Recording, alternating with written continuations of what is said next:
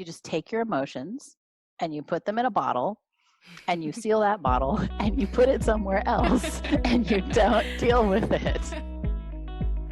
Hi, you're listening to The Rare Life. I'm your host, Madeline Cheney, and today we have the story of James. James's mother, Jenny, shares all about his syndrome. She shares her experience in his 9-month hospital stay after being born, as well as his having catastrophic airway and spinal issues, and ways that they have coped with all of the challenges that come along with that. Jenny is an educated mama bear. She's ambitious and assertive in getting her son James the care that he's needed to live. Jenny is also super funny. I found myself giggling through nap time all alone like a crazy person while editing because she's that funny. Like seriously, she's a hoot. I'll admit I'm personally invested in this episode because her son James and my son Kimball share the same syndrome. That is how we met. Jenny is the admin and creator for a very small but tight-knit Facebook group for parents of kids with CDPX1, which is the syndrome that they share.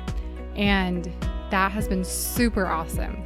I love Jenny for creating that because it has given us a sense of community, even with a syndrome so rare that there are only 125 known cases worldwide. And that has been really awesome to be able to turn to other parents for answers to questions because there's so little research. So I love Jenny for that. Because our sons share the same syndrome, this episode was very interesting to me, and I actually learned a lot. Her son is 9 years old and mine is 2, so she's further along in this journey. And as I said, she's very educated and she's done a lot of digging to find answers to things. And so I'll admit some things were hard to learn because it was eye-opening to how severe the syndrome is and how fatal it can be. But it was also really awesome to learn more from her. I'm excited to share Jenny with you. Jenny is a lover of schemes and snacks. Let's jump into our conversation. Jenny, thank you so much for joining me tonight. It's good to be here. I'm so glad to have you. Let's start out with talking all about James. I would love to hear about his medical struggles and complexities, as well as his personality and like just who he is as a person. Well, awesome. My name is Jenny. I am 39 years old. Our family lives in Clovis, California. My husband, Justin, is a high school PE teacher in Lemoore. That's a neighboring city. I was a police officer. Now I'm a stay-at-home mom. And we have 2 children. Josephine, our daughter, is 10 and she is healthy. And James, our son, is 9 and he has serious and complex medical disabilities. So what are some of those complexities that James struggles with? James's underlying syndrome is the same as what your son has. It is brachytelephalangic chondrodysplasia punctata. And that is a rare genetic syndrome that affects both craniofacial and skeletal development. Right. You said that so well. I'm like, man, I need to memorize that like little catchphrase you just said to explain it all in one little neat paragraph. So what are some of like his symptoms? One of the things about skeletal dysplasias is that they are separated by description. Brachytelephalangic chondrodysplasia punctata, what's that? So let's break it down to the Latin roots. The first word is brachytelephalangic.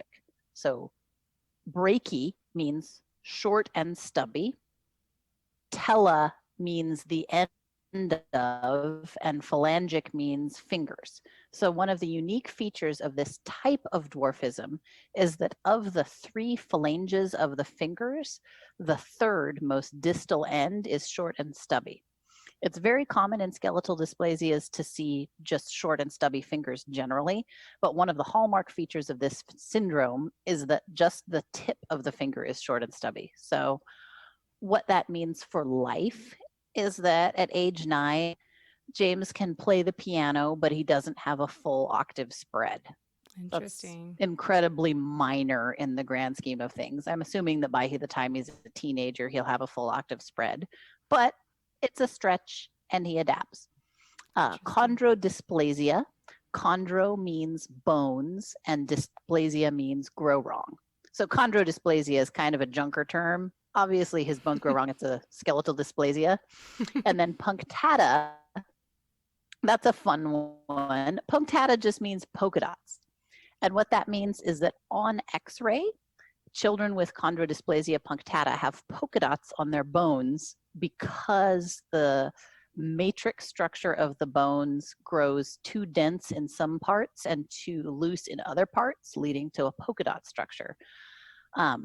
The other hallmark feature of the syndrome that is not noted in the name itself is a near complete absence of nasal cartilage. And that's the defining feature of the syndrome that didn't make it into the name. And for many years, they thought that it was just the flattened nose because no one had connected the polka dotted skeleton. And the polka dots don't show up if you don't x-ray at the right point in the child's growth cycles. So the polka dots grow and fade, and sometimes they're there and sometimes they're not, depending on where the child is at on an epiphyseal growth cycle. But it's a novelty. If you were a radiology resident, chondrodysplasia punctata would be a thing that you'd be like, oh, that's a clever thing that doesn't actually matter.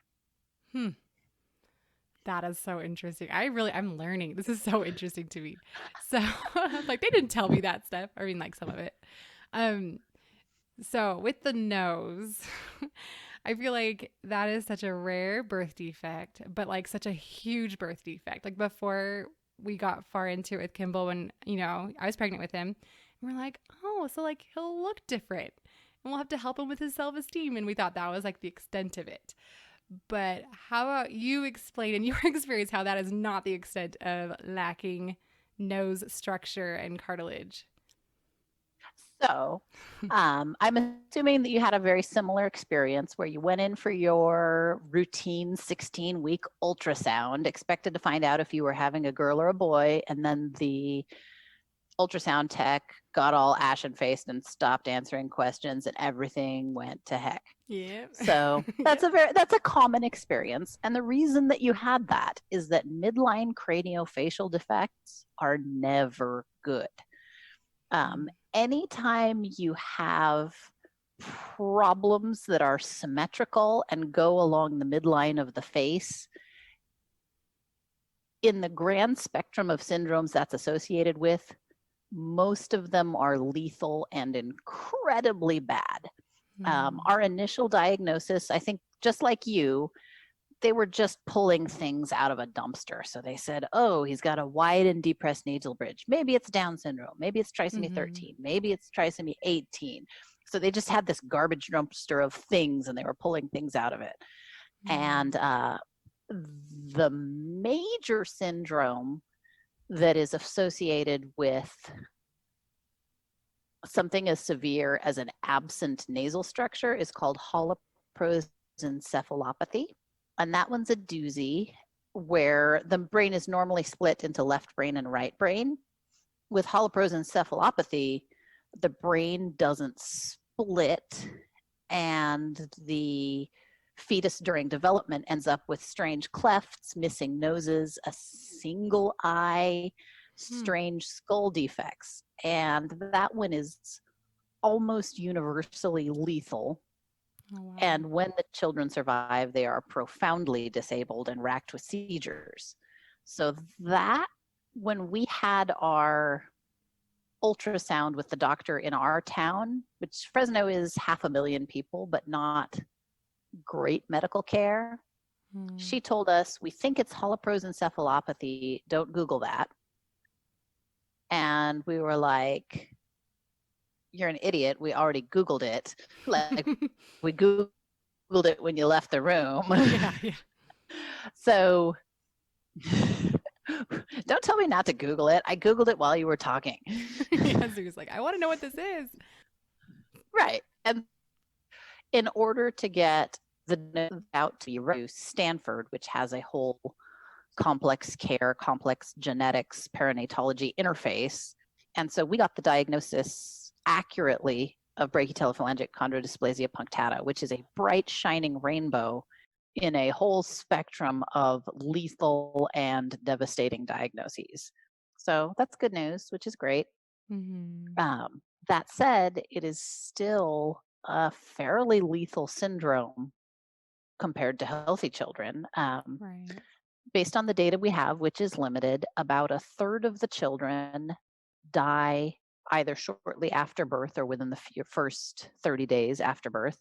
I was not told that. Oh my goodness. I'm like really glad I didn't know that. Okay, sorry. There'll probably be a lot of moments like this. Okay, sorry. Okay. Continue. Well, so this is interesting for you because you've never had this. This is very specific to you. Yeah, it's very like personally, I'm personally invested in this. Okay, continue. Sorry. So about a third of the children die in the first days after birth. And that is because it involves catastrophic airway malformations of both the upper airway, the nasal cartilage, and also the trachea. And if you don't breathe, you don't live. And the second issue that causes infant demise is catastrophic spinal cord malformations, compression at C1 and C2 level, which is incredibly dangerous and lethal. A third of the kids with CDPX1 are fairly healthy. They have flat noses, but somehow escape any of the spinal or massive airway complications. And about a third of the children are somewhere in between. So I would say that my James, who is 9, is the best case, worst case scenario. So he has a tracheostomy, which is a plastic tube surgically implanted in his neck, which gives him a stable airway. He has a gastrostomy tube, which is a tube that allows for him to be fed. As an infant and young child, he aspirated essentially everything, and the process of getting him able to eat food has been an uphill battle.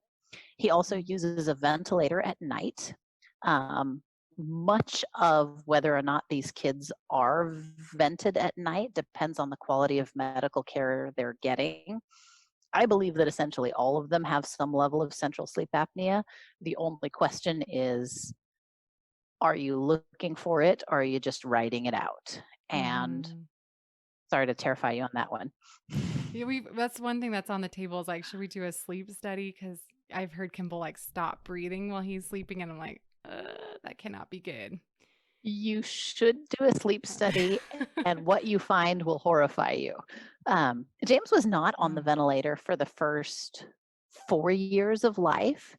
And every time we would talk to a doctor, we would tell them he stops breathing for between 20 and 50 seconds. We know that he's not breathing because his chest is not rising. He's hooked up to a pulse oximeter. His oxygenation is tanking. And it kind of fell through the cracks. It's odd how something as important as breathing can fall through the cracks, but it happens. Yeah. I think it was chalked up to me being a hysterical mother, which I am many things, but I am not hysterical. I go to medical meetings with a memo that I prepare in triplicate, copy for the chart, a copy for the doctor, a copy for me, so that nobody misses anything. And I have copies of my clinic appointment memos from when he was just a couple of months old. Wow. And I very clearly stated in irrefutable detail that he was having obvious sleep apnea. I wasn't crying, I wasn't freaking out, but it is interesting how things are attributed to hysteria, which are not at all hysterical. Not breathing is a major thing. Yeah, like totally a huge concern. Yeah. And it was incontrovertible evidence. We had night nursing. The nurses were relaying it. What? That's crazy. That was a bizarre little side journey. And then we were getting pulmonology care at our local hospital in Fresno, which is not ideal. And we ultimately switched back to Stanford for pulmonology care. And the first time we mentioned it to the Stanford pulmonologist, he was like, "What are you talking about? This is major. He needs a sleep study urgently. Who told you it wasn't a big deal for him to routinely stop breathing in his sleep?" And we were like, everyone told us that. Interesting. What? Everyone at every point over the last 4 years has been like, sometimes babies stop breathing for a minute, Like, which is not true. no. Oh my gosh. And honestly, talking to these moms on the internet, this is not uncommon. They are disbelieved when they are saying things that are that major. Wow. Crazy. So what has been your evolution as a parent from when you found out that James's body was forming atypically to now? How have you found your voice since he entered your life? So I would say that when James happened, we were older, we were stable in our marriage, we were stable in our careers. I had been a police officer for 7 years already, so I had been exposed to horrifying situations and was well versed in functional PTSD. So we never had the moment of shock and terror in the delivery room. So for a lot of Mm, families, their journey starts when something goes wrong and they mhm, have to cope with this jarring news. When mhm. James was born, he didn't breathe. They intubated him, they took him to the NICU, and we were like, all right, high fives all around. This went exactly according to plan. So we never had that moment of terror because number one, we had the prenatal diagnosis, so we had a plan for it. And we had, in Mhm. fact, driven 200 miles from home to deliver him at Stanford because our local medical care is fine for normal kids and not okay for rare kids. Mm. Um, I suppose our coping methods are not necessarily helpful, but they are functional. You just take your emotions and you put them in a bottle and you seal that bottle and you put it somewhere else and you don't deal with it. I love that. It's really funny. And people have this mistaken idea that that's a bad coping strategy. But when your entire world is falling apart and your child is profoundly sick and may be dying, but life has to go on, that's exactly what you have to do. Yeah. You can't stand over his bed in the hospital crying every day. You Yeah. cry in your car like an adult. Like, yes, like just how you're supposed to do this. Yeah, like you need to be So, there for them. It's true. yeah. And I look back on my memos from those perinatology appointments, and I look back on my memos that I wrote. Um, One of the things with James's syndrome, my brother-in-law is a scientist, and so he had access to PubMed, which is all of the expensive medical papers that you can get by subscription only. Mm. And prior to James being born, we had this diagnosis. So he printed me out everything that was ever been written on the syndrome, which is really not very much, maybe half a dozen papers. Okay. Um, and there was case reports indicating that babies born with the syndrome have catastrophic cervical spine malformations and that they need to have flexion, extension, neutral MRIs done almost immediately after birth to check for these problems. So I Mhm. had that case report, and we were not medical people, but we were smart people who knew how to read paperwork and delegate and understand risk. So I Mhm. had my case report and I brought it with me and I had a memo.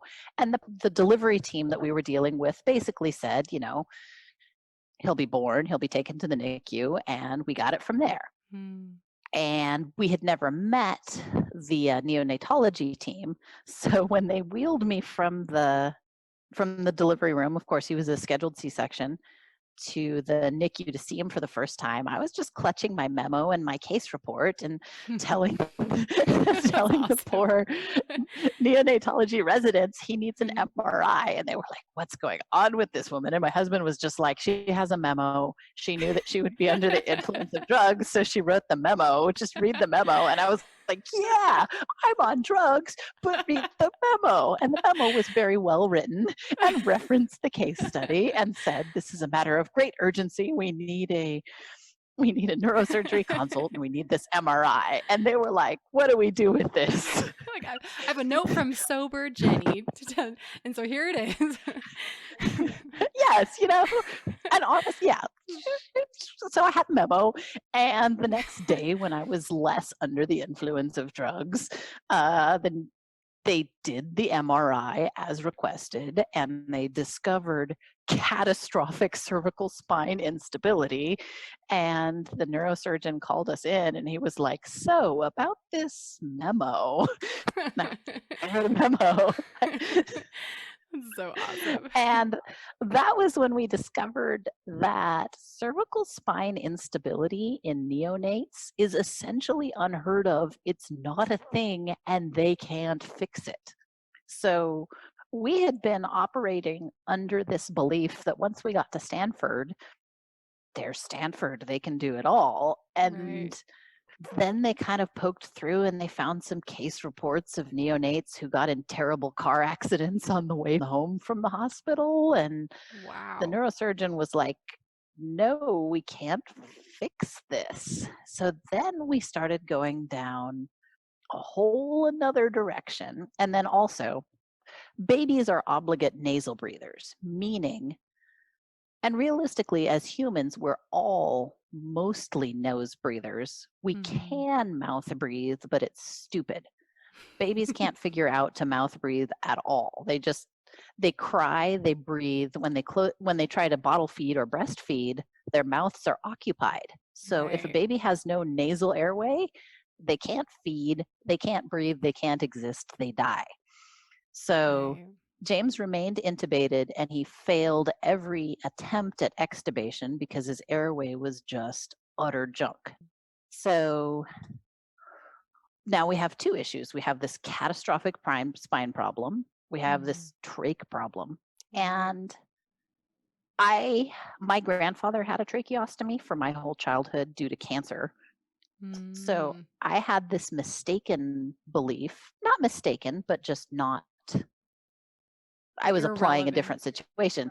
I didn't understand that babies with trachs don't go home, that it's a big deal. My grandpa would pull his trach out and wash it in the sink and put it back in, and it was completely normal for us. And at this point, James is 9. That's exactly what he does. It's fine. But babies are substantially more complicated than that. And so we had to make some decisions in those first 2 weeks. We were obviously going to go ahead with the tracheostomy because that was a clear airway problem. Putting the trach in would solve it. We were given the option of putting him in a cervical spine collar. But what we knew and what they didn't say was that if a child can't move, his brain can't develop. And putting him in that big old complicated spine restricting collar was going to be saving his spine at the expense of his brain and his cognitive development. And I don't think that the hospital was used to people being as aggressive as we were.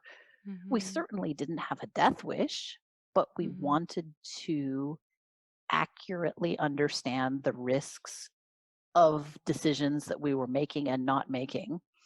And we ultimately decided to let it ride and go without the cervical spine bracing, knowing that it was a substantial risk of death, but risking death for a chance at normal life. Right. And I think it kind of like it goes into quality of life too, because you're like, well, I want him to live, but I also want him to be able to live a good life. Right. And we would like to say that we made the right call, but we made a combination of the right call and the lucky call. And Mm. through the folks that I have talked to online who have made that same decision, many of their children died. Oh, But wow. for parents who opted to go with the cervical spine bracing and surgical interventions, many of their children also died. So we rolled the dice, we gambled and won. It would Hmm. be nice to believe that it was our great decision making and memos and Yeah. personal worth that got us a good answer, but no, the fates are unkind sometimes. Yeah. That's incredible. It's just I think the rareness of something like that, of that kind of birth defect is just so like what a huge hurdle to overcome on top of everything else. Right. And C1, C2 level spinal cord instability is catastrophically terrifying bad. It is not something that is survivable. And Right. yet here we are. Yeah. Yeah. We didn't know that he would be able to walk. So James he spent a month in the NICU at Stanford, and then he was discharged to a pediatric subacute facility, which is like a nursing home for babies and children. Mm. It was a small 32 bed facility for all tracheostomy and ventilator dependent children under 18. And most of the children were 10 and under, Wow. because most children with that sort of problems don't live very long at all. Mm. Um, the subacute facility was like a halfway house. It was a great place, staffed by people who loved children and really cared and really did their job well. But it was also a place where he spent a lot of time alone in his crib, crying alone, crying until he vomited, laying in his vomit until it burned his skin. Oh my gosh. And they weren't a bad facility. He just puked constantly. And so no one, like most of the other babies, were picked up and carried around by the nurses all the times.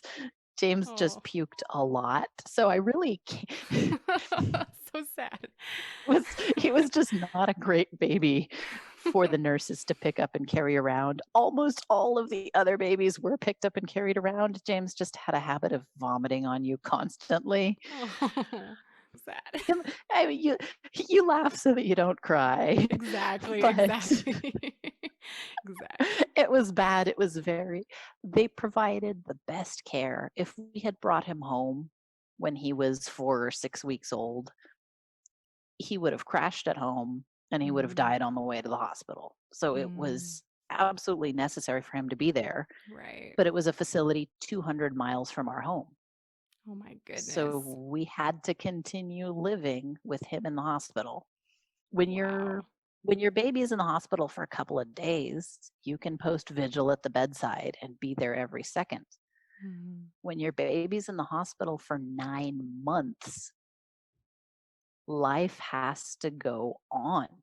Yeah. Wow. We had a system where on Tuesday I would drive up. I would leave my older daughter, she was still a baby. She was only 15 months old when James was born. Wow. So I would leave my daughter with my parents, go up Tuesday, Wednesday, Thursday by myself, drive home Thursday night. On Friday, Justin would get off work at 3:15 and we would all three of us drive up as a family, stay Friday, Saturday, Sunday, drive home on Sunday night. On Monday, I would just do laundry and try to function. And we did that over and over again for 9 full months. Oh my gosh. Sounds terrible. Right. And so talking to families whose baby, oh, I know exactly how you feel. My baby was in the NICU for 3 days. that was traumatic for them. And that was terrible. But in trach world, James wasn't even in the hospital that long compared to a lot of these kids. It's not uncommon for these kids to stay in the hospital until they're 2 and 3 years old. And that's an entirely different life. It is absolutely inconceivable to people. Yeah. What did do you feel like you got anything out of that, or are you just that was just terrible and it can stay in the past? So again, I'm deeply psychologically unhealthy. I have a friend from my neighborhood, and she's a parent of twins, and twins are preemies, so they have to be in the NICU because they're tiny, right? And she was trying to have a Facebook post where we talked about NICU PTSD. And all of her friends from her NICU support group were like, oh, 10 days, 15 days, 22 days. And I was like, 275 days, I win. The medal. Like, I get the medal. And then I actually did give myself the medal emoji on Facebook. That's so great. My sick baby is sicker than your sick babies. And I earned this medal. And she was like, well, it's not really a contest. And I was like, yeah, it's a contest. And I won. My pain is greater than your pain. Just say it. I'm deeply psychologically unhealthy, and I'm winning at this. That's so funny. So yeah, I don't know how to have conversations with normal people. That's so great. Well, to wrap up, I would love to end. So really, I'd love for you to answer this question. How do you feel about James and his future?